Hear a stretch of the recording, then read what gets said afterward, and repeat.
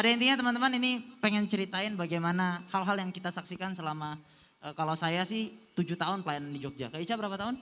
Saya dari 2004. Dari 2004, nggak usah disebutin tahunnya. Iya, Vespa gitu berapa aja. tahun? Aku dari kapan dia? Dari 22 tahun kan? Iya 22. dari lahir. Oke, umurnya 22 dia dari lahir udah di gereja ini. Saya sama Ko Andi berapa tahun? 8. 8 tahun. Mas Yo? Anak baru lah ya. Oke. Iya sih bener sih. Terakhir Cime berapa tahun? 21 tahun. Bayangin seumuran aku bayangin. Jadi kita sharing sedikit teman-teman sebelum masuk ke Q&A. Karena di Jogja itu banyakan apa Kak Ica? Youth-nya tuh banyakan apa? Mahasiswa. Yes. Nggak nangkep dia. Karena kita banyakin mahasiswa dari daerah-daerah. Dan Tuhan percayakan kita untuk ketemu sama anak-anak muda tuh selama kurang lebih cuman 4 ya? tahun. 4 tahun sampai 5 tahun. Mereka Polanya ada di komunitas rohani. Lalu mereka lulus dan mereka balik ke daerah Kotanya asal. masing-masing. Atau ada yang kerja di Surabaya, semoga ada yang ke Gibeon. Atau ada yang ke Jakarta juga. Dan mereka keluar lah. Intinya kita cuman kayak tempat Transit. singgah gitu ya. Kayak tempat transit lah. Tempat transit. Kecuali ada yang kerasan kayak Kak Ica kan lama gitu. Noel. Ada yang lama di sini juga. Di sini. Nah intinya kita ini tempat transit dan apa ya. Atau menemukan jodoh di sini pasti Menemukan lama. jodoh juga bisa. Dan banyak sekali anak-anak yang kayak tokoh utama tadi. Yang mereka datang dengan kehancuran mereka sendiri. Jogja itu datang gak cuma orang-orang yang fine, yang baik-baik saja. Dan kita percaya ketika mereka datang mereka ketemu dan bersekutu, mereka berjumpa pribadi dengan Tuhan. Ada komunitas yang bisa membangun. Ya kayak film tadi ya, gak langsung celing gitu gereja ya. Begitu rusak datang, altar call, rebah balik langsung baik hidupnya. Orang tuanya langsung harmonis, kuliahnya langsung baik. Belum tentu langsung kayak gitu kan. True. Tapi dia bertumbuh di dalam komunitas rohani. Itu tadi eklesia. Bukan kumpulan orang yang kudus semua dan tidak bercacat celah. Tapi kesadaran kalau sama-sama adalah orang yang rusak, orang-orang yang sudah hancur. Iya. Tapi bisa dipakai untuk alat memulihkan satu sama lain. Yes. Dan itu cycle-nya terus menerus. Orang judes saja bisa dipakai. Sebenarnya apa yang mau kita omongin saat ini itu nyambung dengan satu pertanyaan loh. Ya. Mungkin saya mau bacakan dulu ya. Ya. Di sini dikatakan Shalom Pastor Mike, tapi kita mau sharing dulu ya di awal. Sulit bagi saya menemukan gereja yang baik di kota saya yang baru. Ya, dikatakan seperti itu. Akhirnya saya ikut lagi ke gereja lama saya secara online. Apakah baik? Gitu ya pertanyaan. Jadi menurut saya sih gak ada yang pernah kebetulan ketika Tuhan bawa kita ke satu kota gitu ya. Mungkin kita udah ngerasa nyaman dengan rumah yang lama, tetapi percayalah Tuhan punya rencana yang lebih besar ketika Tuhan bawa kamu ke kota yang baru. Ya, kamu perlu keluarga rohani yang bisa stay sama kamu. Online memang oke, baik karena kamu udah nyaman di sana, tetapi ayo keluar dari zona nyamanmu gitu loh. Temukan sesuatu yang baru, sesuatu yang besar yang Tuhan rencanakan atas hidupmu. So kemanapun kamu mungkin Tuhan sedang bawa, khususnya mahasiswa baru ya. Betul. Sebenarnya ini adalah program kita buat mahasiswa baru gitu ya, tetapi karena mahasiswa baru belum datang ke kota ini, jadi kita bikin secara online.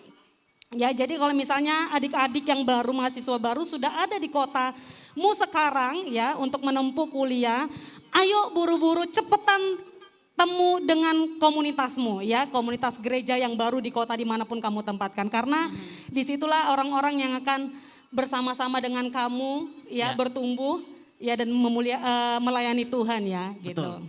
Nah menurut Komik sendiri gimana nih? Kalau misalnya dia udah nyaman sama gereja sebelumnya dan sekarang online, dia udah ada di kota baru, bolehkah saya tetap beribadah di sana aja?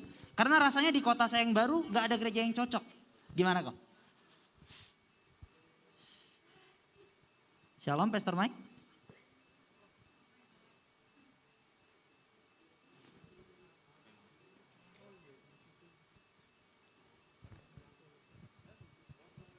Shalom.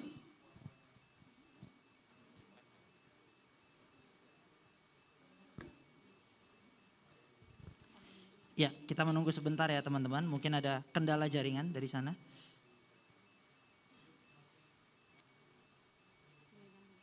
Oke. Ya Dua, seperti tiga. tadi yang Oke. sudah Halo? ada Pastor Mike. Cek. Oke, Oke. sudah kembali. Nggak bisa denger? Ya. Mereka bisa denger? Bisa. Bisa. Kami bisa. Oh ya bisa? Kok aku nggak dengar suara mereka ya? Oke, mohon ditunggu ya Oke. teman-teman. Cek. Oh bisa bicara, oke. Ya kalau di Gibeon banyak yang bertanya seperti itu. Kalau mereka ingin jadi jemaat online gitu. Saya selalu bilang dengerin khotbah online boleh. Tetapi online itu tidak bisa menggantikan yang onsite. Online itu tidak bisa menggantikan relasi. Jadi perlu untuk menemukan tempat. Saya yakin kalau dalam kedaulatan Tuhan engkau dikirim di sebuah kota. Maka Tuhan juga sudah sediakan anugerahnya cukup dan sempurna untuk menopang kamu, tetapi juga anugerahnya akan membawa kamu ke sebuah komunitas yang sudah disiapkan juga. Makanya kita perlu buka mata lebar-lebar untuk mulai kembali berelasi. Kadang-kadang zona nyaman itulah yang membuat dan menghalangi kita untuk tidak berani melangkah. Maka kalau kita punya jemaat yang pindah kota, maka kita akan selalu konekkan dia dengan gereja lokal setempat meskipun mereka sudah nyaman dengan Gibeon Church bahkan begitu. Karena online nggak bisa menggantikan sesuatu yang relasi secara live ya. Itu sih jawaban saya. Oke Komik, aku nih pernah beberapa kali kayak di kontak sama Komik juga waktu ada jemaat Komik yang dari Surabaya waktu itu pindah ke Jogja nyarikan gereja lokal. Nah ini ada satu pertanyaan Komik yang mungkin relate juga ya. Sebenarnya definisi dari gereja yang baik itu seperti apa? Saya rasa semua gereja pasti ada celah di dalamnya. Nah jadi untuk jemaat ini yang tepat tuh gereja yang baik itu seperti apa sih Komik?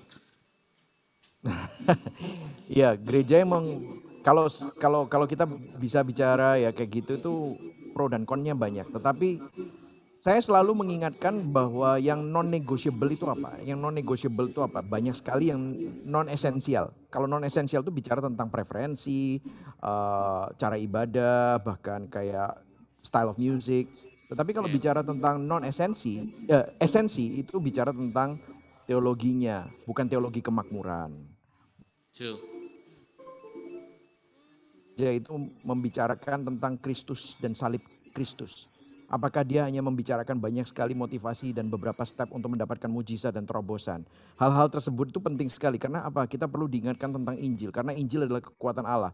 Maka kita kembali kepada hal-hal yang esensi aja. Kemudian yang kedua adalah apakah gereja itu mementingkan komunitas atau hanya ke ibadah hari Minggu. Nah bukan berarti ibadah hari Minggu gak penting terus komunitas yang diutamakan. Tetapi dua-duanya penting, gak bisa di let go dua-duanya. Karena gereja semakin besar, maka gereja juga harus semakin kecil. Itu yang menjadi esensi. Karena apa? Esensinya pemuritan kan, bukan menjadi konsumer Kristen. Orang Kristen yang cuma hanya manasin bangku datang ke gereja seminggu sekali. Tetapi menjadi bagian dari komunitas. Nah itulah yang menjadi sesuatu yang penting. Nah hal-hal tersebut kalau dikombinasi, akhirnya kamu menemukan you're not just a face in the crowd. Kamu bukan cuma hanya salah satu wajah di antara ratusan atau ribuan, tetapi kamu menjadi bagian dari sebuah keluarga. Nah tadi ada yang nanya kan apa itu keluarga rumah, ya itu rumah adalah sesuatu di mana kamu safe, a safe place, di mana kamu nggak perlu pura-pura di situ, kamu bisa jadi dirimu sendiri. Makanya culture gerejanya juga penting sih, di mana kayak misalnya di Gibeon saya sengaja untuk sering menceritakan kelemahan saya sebagai gembala. Kalau dengan memberikan signal, gua ini gembala sidangnya, tapi gua nggak malu nih cerita bahwa gue ini masih bergumul dalam hal pride, dalam hal insecurity gitu ya, dalam hal bahkan sosial media gitu ya, bahkan gue nulis buku tentang itu. Kenapa? Karena itu menunjukkan bahwa kita semua sama manusia gitu, sehingga gereja itu atau komunitas itu menjadi tempat yang aman, safe untuk kamu tuh bisa cerita tentang masalahmu. Tetapi bukan tempat yang soft, safe but not soft terhadap dosa. Kalau dosa ya dosa, tetapi tidak dihakimi dosanya. Tapi dikasih tahu ini nggak benar. Tapi anugerah Tuhan enough untuk kasih Tuhan cukup dan lebih besar untuk kamu bisa mengatasi dosa tersebut. Jadi ya hal-hal seperti itulah. Nah apakah ini bisa terhit semua? Ya nggak bisa. Tetapi disinilah kita kalau Anda lebih mengerti, Anda bisa share itu kepada komunitas Anda. Tapi temukan komunitasnya dulu aja. Saya yakin pasti saudara akan menemukannya. Gitu. Amin. Wow, luar biasa. Safe but not But not soft. Itu ada di bukunya Matt Chandler, Creature of the Ah. World. Iya. Top. Saya dapat rekomendasi dari Komik juga, dari Pastor Mike juga. Luar biasa. Yang kemarin Oke, saya kasih kamu tuh. betul. Iya. Oke, Festo. aku mau nanya nih, Mike. Kalau aku nanya mungkin dari perspektif yang agak lebih muda, ya maksudnya yang dengan Berarti kami tua ya, Pes? Ya enggak Oke, juga sih, siap. tapi dengan teman-teman sebaya saya yang bahkan juga di bawahku, Gen Z. ya Gen Z. Mungkin kalau kita bicara tentang ketidaksempurnaan dan semuanya dan juga gereja tentang mungkin doktrin-doktrin dan segala macam. Tetapi ada juga pertanyaan di sini mungkin bisa dikaitkan bagaimana menghadapi generasi yang kritis, yang skeptis dan juga bagaimana dengan orang-orang muda yang tertarik dengan budaya populer. Nah, bagaimana sih menghadapi gimana ya orang-orang yang white church still matters, gereja terus so what, lalu apa gitu loh.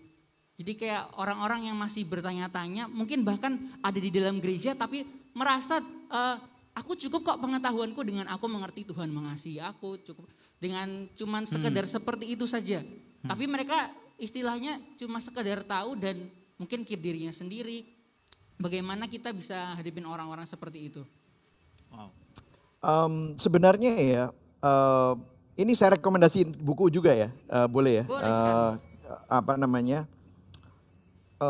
Secara filosofis ya, mungkin buku ini Francis Schaeffer ya, Francis Schaeffer itu adalah buku apologetika tentang cultural apologetic. How then shall we live? How then shall we live ya kalau nggak salah. Itu menunjukkan bagaimana culture berubah dari Roman Greco, Christendom, sampai Renaissance, sampai Enlightenment, sampai modernisme, postmodernisme, drug culture, sex culture, sampai pop culture yang sekarang.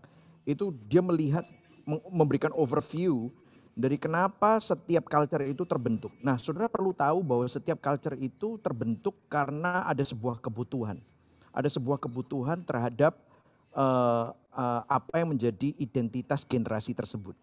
Nah, identitas generasi tersebut itu muncul dan disinilah ada pop culture yang terjadi. Nah, tahukah saudara, dunia selalu memberikan sebuah solusi yang ekstrim. Ekstrim itu adalah asimilasi terhadap culture. Makanya kalau sekarang saudara melihat di Netflix, di TikTok, dimanapun, semua propaganda mengenai civil liberties, LGBTQI, dan semua liberalisme itu ada di sana semua ya. Nah, bagaimana dunia itu membombardir kita semua dengan propagandanya. Nah, gereja itu mempunyai dua cara yang saya sering lihat adalah dua cara untuk memerangi ini. Yang pertama adalah cara sektarian. Ini kita ngomongin tentang antropologi ya. Apakah ini terlalu tinggi ya? Semoga enggak lah. Tapi sektarian itu adalah us versus them. Jadi kita itu mengantagoniskan culture. Sehingga gereja itu menjadi sebuah tempat yang safe, dalam tanda kutip, bukan safe yang kayak tadi ya, yang saya berikan. Tetapi create a bubble. Mereka berusaha protect us sehingga akhirnya kita menjadi tidak relevan lagi terhadap culture. Dan kita menjadikan culture gereja yang sangat agamawi itu menjadi berhala. Nah, Harry Potter dilarang, itu zaman gua tuh. Pokemon dilarang itu, semuanya pokoknya dilarang ya. Pokoknya gue harus bakarin itu semua, yang namanya Pearl Jam, terus udah gitu Nirvana, gue bakarin semua itu. Michael Jackson gue bakarin dulu awal-awal dan nggak boleh nonton. Pokoknya shield us from the culture. Apa yang terjadi? Berontak akhirnya. Nah, sehingga apa yang terjadi?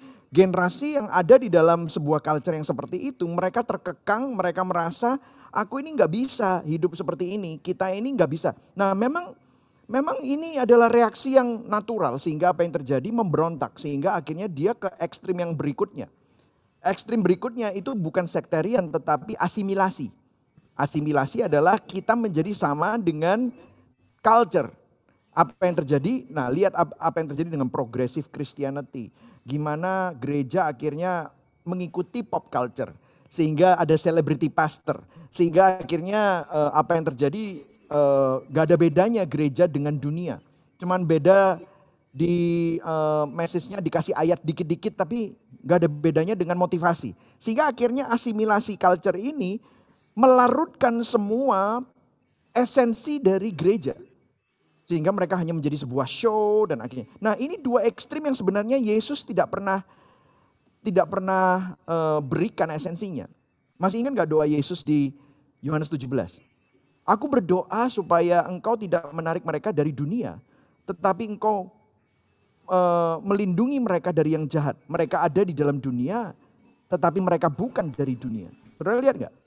So we are in the world, but not of the world. So we are called to be in the world, to be salt and light, to follow Jesus, not to follow culture. Nangkep ya saudara? Nah kalau kita perhatikan di buku Center Church ya, di Center Church-nya Tim Keller, dia menceritakan bagaimana orang-orang Kristen di abad pertama itu anti seks bebas, kemudian anti LGBT, pro sama menolong orang miskin, radikal sekali, anti war tuh dia nggak mau ikutan perang, gitu ya. Nah kalau saudara lihat ya, terus pro family, ya sangat melindungi keluarganya. Nah kalau saudara lihat, bukankah ini sebenarnya adalah value dari kedua ekstrim ini ada di sana.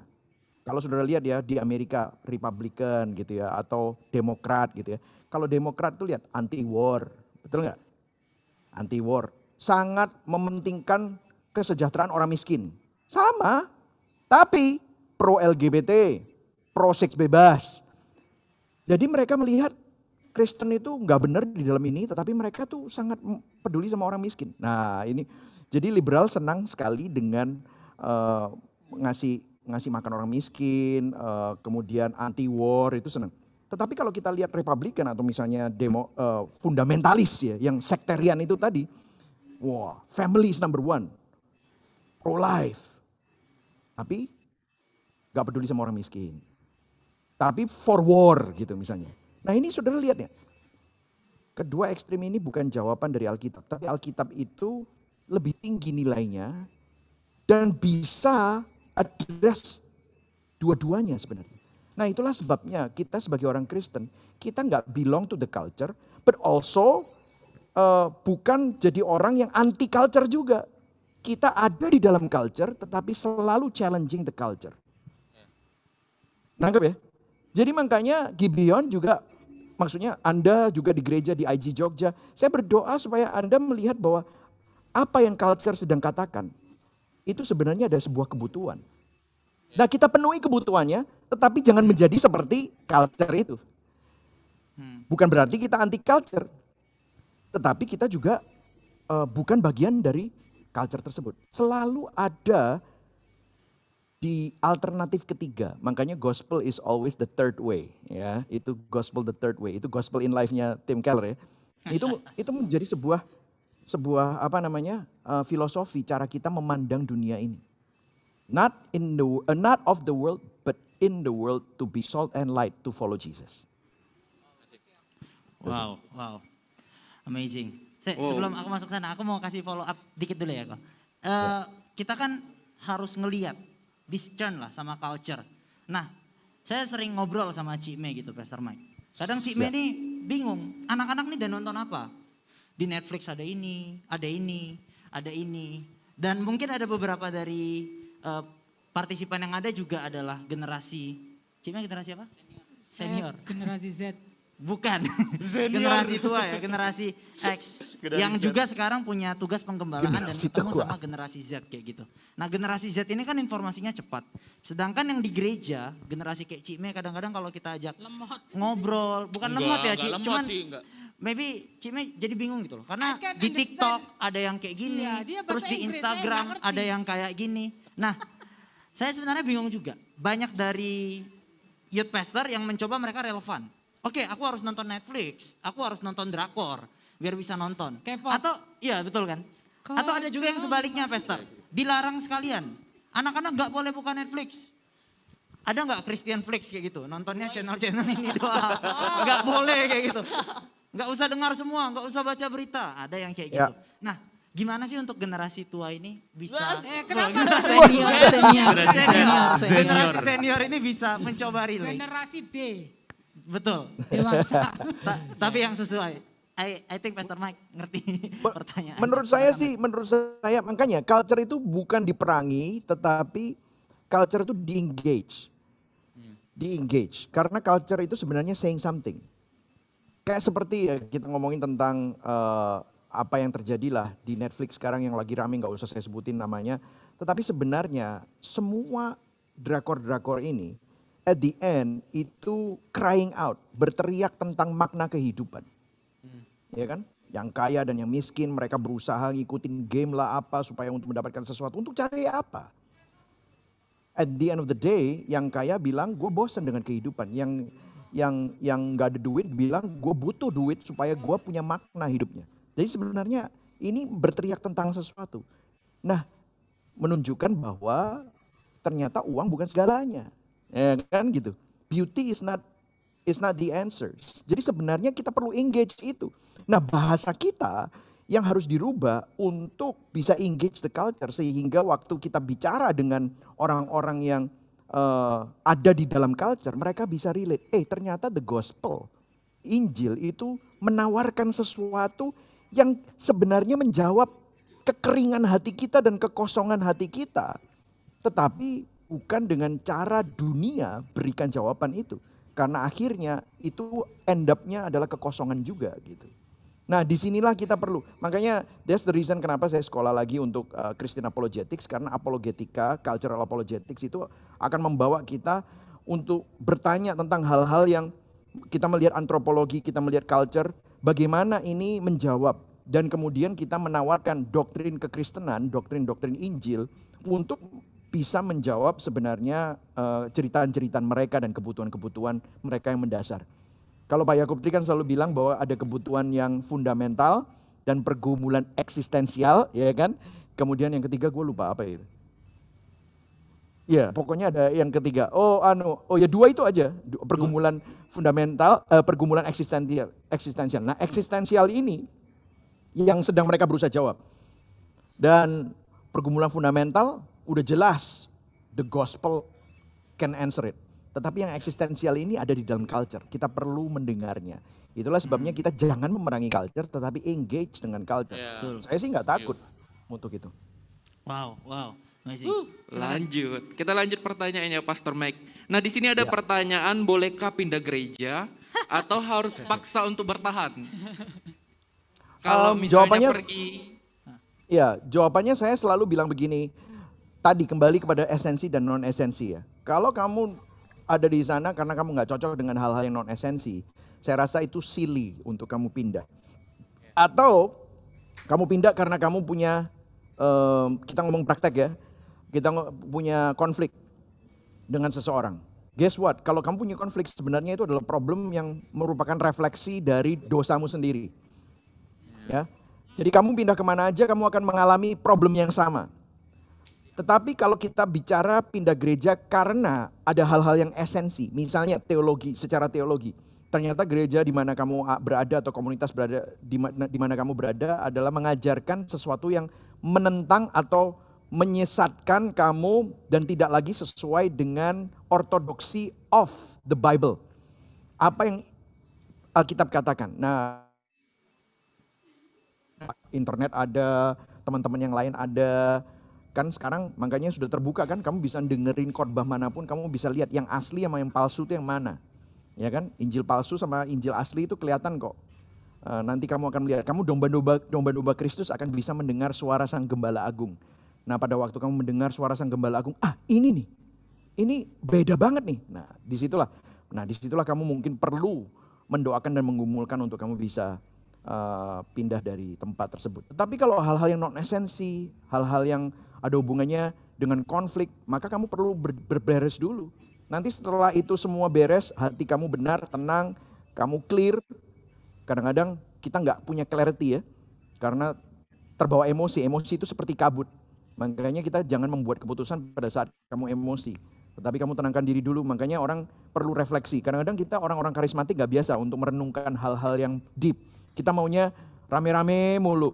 Makanya senangnya KKR, senangnya didoain pelepasan, bahasa roh, nyanyi sampai nangis-nangis lega, tapi problemnya masih sama gitu. Kita perlu merenungkan, self-talk, merenungkan Injil. Apa yang, oh iya ternyata gue juga nggak hidup tanpa dosa ya.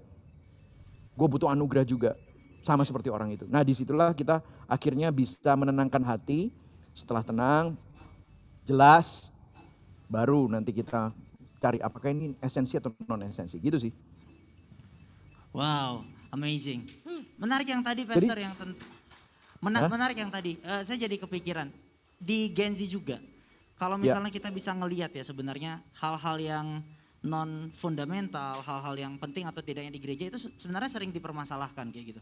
Sering dipermasalahkan. Dan jadinya orang-orang ketika datang ke gereja, mereka tuh ingin yang beneficial buat mereka. Yeah. Oke, gue ke gereja nih, jadi makin kaya nggak? Jadi makin ini nggak?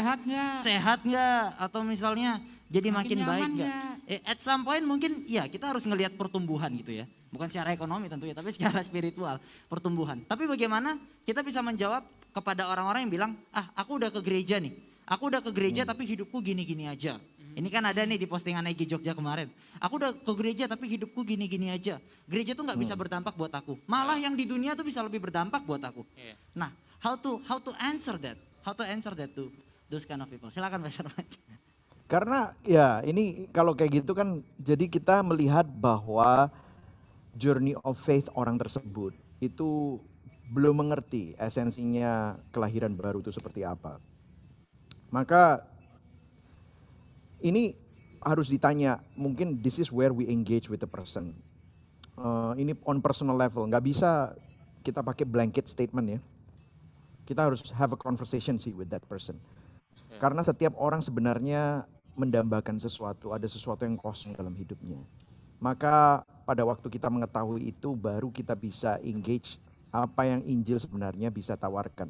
Nah, meskipun Injil itu bisa menawarkan sesuatu, maka perubahan yang terdalam itu sebenarnya karya Roh Kudus. Makanya saya selalu pegang Yohanes 10 ayat 26 sampai 29 yang bicara bahwa domba-dombaku mendengar suaraku. Kalau kamu tidak percaya, mungkin kamu bukan bagian dari domba-dombaku. Jadi we should just continue to stick with the gospel karena kekuatannya di situ. Injil adalah kekuatan Allah yang yang menyelamatkan, ya kan? Yang membawa keselamatan. Jadi kalau memang orang itu ada kan iya ya, biarin aja. Maksudnya kalau dia ngomong kayak gitu nggak usah terusik dulu atau insecure. Kita sebagai gereja, the church has been there for years. The gospel has been there for 2,000 years. We don't need to defend the gospel. We continue to preach the gospel and let the gospel change the person. Jadi dan kita menunjukkan kasih kita kepada mereka bahwa look, even though you think like that, I continue to love you. Saya tetap mengasihi kamu, saya tetap ada buat kamu, saya tetap akan berteman dengan kamu, just because you don't like it gitu. Another one adalah tadi saya bilang kan bahwa corporate worship atau church itu bukan self-expression atau self-improvement, tetapi spiritual formation. Itu yang seringkali kita lupa. Jadi seringkali kita datang dengan sebuah mindset, gue dapat apa di sini? Tetapi sebenarnya gue bisa berubah bagaimana di sini? Karena kalau kamu sebenarnya adalah murid dan kamu sebenarnya adalah anak Tuhan, God wants you to be more like Him. Dan the way to do that itu through liturgy, through the gospel, through discipleship, through ministry. Itu journey of faith. Makanya kita harus desain sistem gereja itu untuk membuat kita semakin realize, sadar, aware bahwa hidup kita bukan untuk dunia ini. Nah, another one yang kita bisa katakan adalah dunia nggak makin baik. Kita lihat keadaan dunia. Memang dunia adalah dunia yang sudah jatuh, maka apa yang sudah jatuh, thermodynamic law itu akan selalu terjadi. Semakin lama semakin memburuk, tubuh kita juga semakin memburuk. Gak ada yang makin baik di dalam dunia ini. Ya kan? Jadi kamu mau taruh pengharapan kamu di mana? Ya kalau saat ini kamu merasa bahwa uang bisa membuat kamu baik, ya silakan. Tapi nanti juga kamu akan kena batunya. So what we can do is show love and pray for that person. Gak usah insecure terhadap perkataan-perkataan seperti itu. Tapi we continue to stay and engage the culture with the way the gospel is gitu sih. Ya tadi senang banget dengan istilahnya tadi Pak ya. Untuk memahami journey of faith-nya orang tuh perlu ada deep conversation. Nah itu tuh Nah itu tuh penting, bisa terjadi kalau ada dalam komunitas ya kok. Maksudnya kadang-kadang gereja kan sekedar hanya ngomong tentang ibadah, gimana hari Minggu kumpul, tapi juga ada komunitas-komunitas kecil yang ada di gereja itu perlu ditumbuhkan juga. Ini buat IG yang ikut Zoom ini jangan lupa untuk gabung fresh ya. Jadi kalau di tempat kami itu buka ada istilah kayak komselnya, connect grupnya itu namanya Fresh Family Restoration in Home kayak gitu. Jadi teman-teman juga yang mungkin ada di gereja, kalian yang ada connect group, ada komsel, diharapkan untuk join supaya di situ ada perjumpaan. Saya suka waktu itu dari khotbahnya Pak Yakub Tri bahwa persekutuan tuh ngomong tentang saling berpartisipasi. Nah, itu bisa terjadi dalam komunitas kecil seperti itu. Jadi teman-teman, gabung fresh. Yes. Itu tadi omongannya Pak YTH, ini Pak YTA. Yohanes. Oke. Wow, sekali lagi boleh kasih applause teman-teman, boleh kasih reaction. Thank you sudah bergabung bersama dengan kami selama kurang lebih 2 jam. Dan sekali lagi kami mengucapkan thank you buat Pastor Michael Christian. Yes. Thank you banget sudah memberkati kami. Kita berharap tahun 2022 Pastor Mike masih bersedia untuk mengisi IG Conference. Langsung dicup. Tapi ke Jogja. Tapi di Jogja. Amin.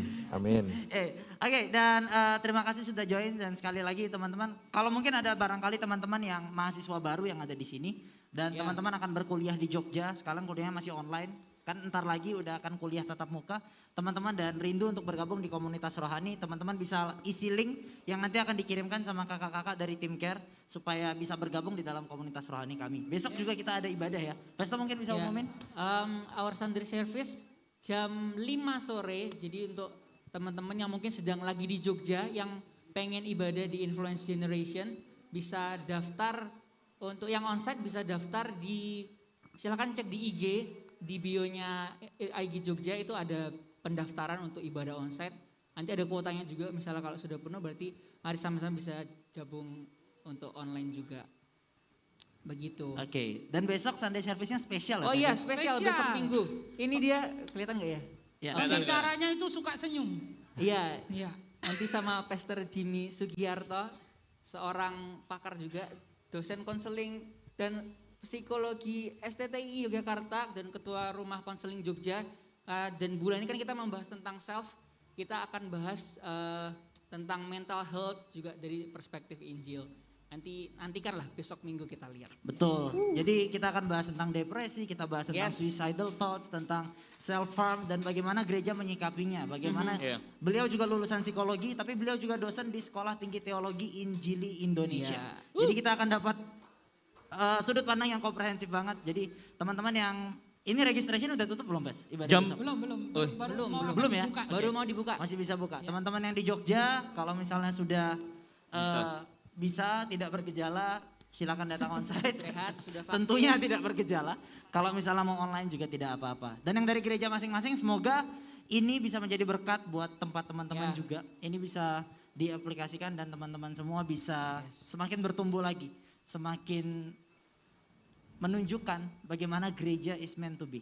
Bagaimana rancangan Tuhan tentang gereja dan bagaimana bersinar bagi dunia. Oke, kita akan akhiri conference kita. Silakan Festo. Oke, kita akan akhiri. Ya, sebelum kita akhirin, Festo. Gimana Ci?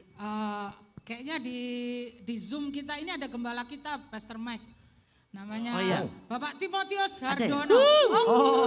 Sudah nggak ada? Masih ada nggak? Masih ada? Oke. Mau dipanggil? Mungkin kita panggil dulu, siapa tahu bisa muncul. Pak Tim. Pastor Timotius Hardono, Pak Tim. Shalom Pak Tim. Shalom Pak Tim. Oke. Kalau Pak Indra ada nggak, Pak Indra? Oke, masih di Ada Pak Indra? Ya, Pak Indra juga adalah salah satu penatua kita di GBI Miracle Service Yogyakarta. Sebetulnya Komek tuh pasti kenal dengan Pak Tim. Dia kenal. Karena Pak Tim dulu pembina remaja. Pernah saya ikutan remaja, ya saya pernah ikutan remajanya beliau. waktu masih SMP. Iya betul sekali. Wow. Komek SMP saya kuliah Komek. Wow. Aku di mana sih? Nah itu tadi. Ya itulah. Oke. Cuma waktu itu saya masih terhilang. Hanya Karena beragama. saya nggak pernah lihat. Oke, karena Pak Tim nggak ada, gimana? Festo. Oke, kita akan akhiri acara kita hari ini. Dan kita nyanyikan satu pujian dulu.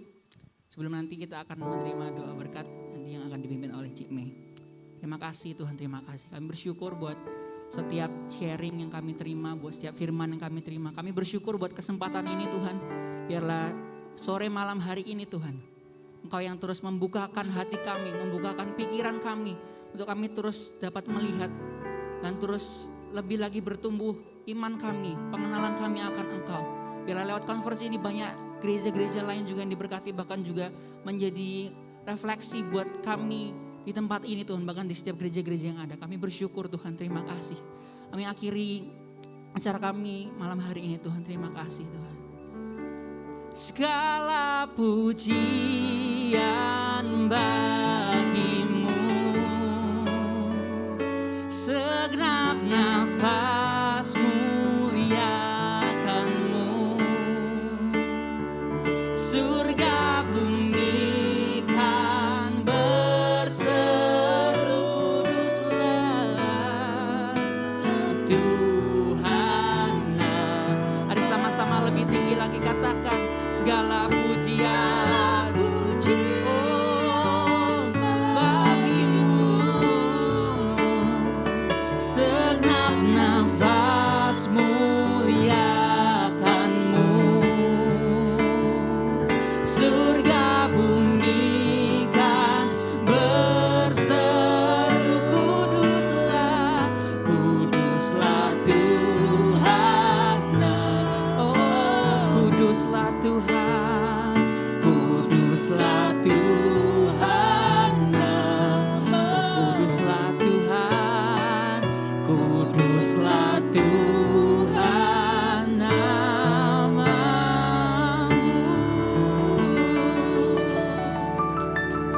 Terima kasih Tuhan buat acara IG Conference 2001 ini yang boleh terlaksana dengan baik dari awal sampai akhir. Terima kasih buat berkat firman yang sudah kami terima, yang membuat kami semakin mengerti ketika kami beribadah, ketika kami bertumbuh di dalam komunitas, ketika kami bergereja Tuhan. Kami bukan sekedar datang karena sebuah kewajiban atau karena kami orang Kristen, tapi kami memiliki pengertian yang benar bahwa melalui komunitas itu kami boleh saling bertumbuh Tuhan. Kami boleh saling membangun satu dengan yang lain. Terima kasih Tuhan untuk Pastor Mike yang sudah menyampaikan kebenaran-Mu Tuhan. Berikan hikmat lebih lagi Tuhan. Dan kami percaya Engkau mempercayakan lebih lagi Tuhan kepada Pastor Mike untuk memberkati banyak orang dan memuliakan nama-Mu Tuhan. Terima kasih untuk seluruh peserta IG Conference. Kami berdoa biar apa yang mereka dengar tidak berlalu begitu saja. Tapi apa yang mereka dengar mereka kerjakan, mereka lakukan dengan pengertian yang benar. Terima kasih Tuhan, kami bersyukur dan kami akan menutup acara ini Tuhan, IG Conference kami tahun 2001 ini dengan ucapan syukur Tuhan. Semua karena Tuhan, semua karena kebaikan Tuhan, karena anugerah Tuhan. Sekalipun ada kendala sini sana, tapi kami terus bersyukur, kami percaya Tuhan semuanya baik buat kami. Kami akan pulang Tuhan Yesus, kami akan berpisah satu dengan yang lain, dan kami akan terima berkat dari Tuhan. Ya. Mari kita angkat kedua tangan kita teman-teman, orang-orang muda, terima berkat Tuhan. Tuhan memberkati engkau dan melindungi engkau. Tuhan menyinari engkau dengan wajah-Nya dan memberi engkau kasih karunia. Tuhan menghadapkan wajah-Nya kepadamu dan memberi engkau damai sejahtera. Terimalah berkat kasih karunia dari Allah Bapa, Allah Putra, Allah Roh Kudus, Tritunggal yang Esa, di dalam nama Tuhan Yesus Kristus. Yang percaya diberkati, sama-sama katakan. Amin.